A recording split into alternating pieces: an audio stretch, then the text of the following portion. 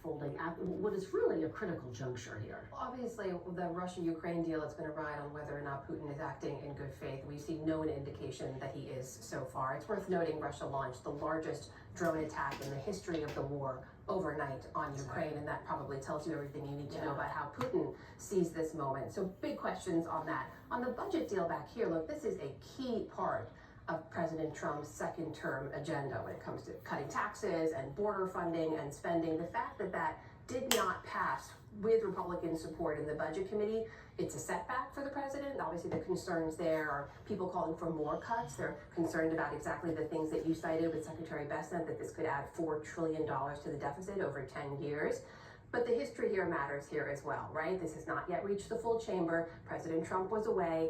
What I'm hearing from White House officials and others is when he gets back, he's going to get more personally involved. He's already used his social media megaphone to apply some pressure, saying Republicans need to unite around this.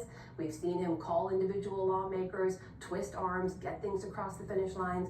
And Republican lawmakers haven't stood up to him yet on any of the major issues, whether it's rescinding congressionally appropriated funds or pushing through his nominees for the cabinet. It's hard to see if they're going to stand up to him on the one thing that matters most for his agenda. And so much is riding on this bill, as Amna points out, and it does come against the backdrop of Moody's downgrading the nation's credit rating, the tariff wars that continue. And you heard Secretary Bessent in response to Walmart saying they're going to have to pass some of these prices on, saying Walmart said to him they will eat some of the costs, not all of them, but some of them. I mean, talk about this moment from a political perspective for the president, because there is a lot on the line here. Yeah, there sure is. Look, we witnessed the death of a talking point on your show this morning and with President Trump's post yesterday on social media. The president has made the case for years, including repeatedly throughout his campaign, that foreign countries pay tariffs.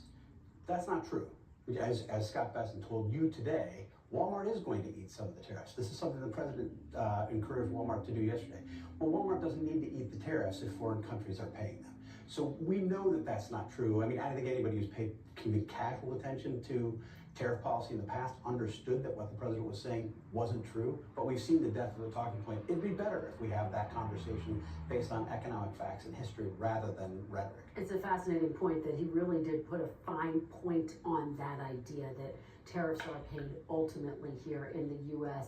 Actually, I have to turn to you and turn the conversation to former President Biden, all of the revelations this week. I do want to read something that a Biden spokesperson said about that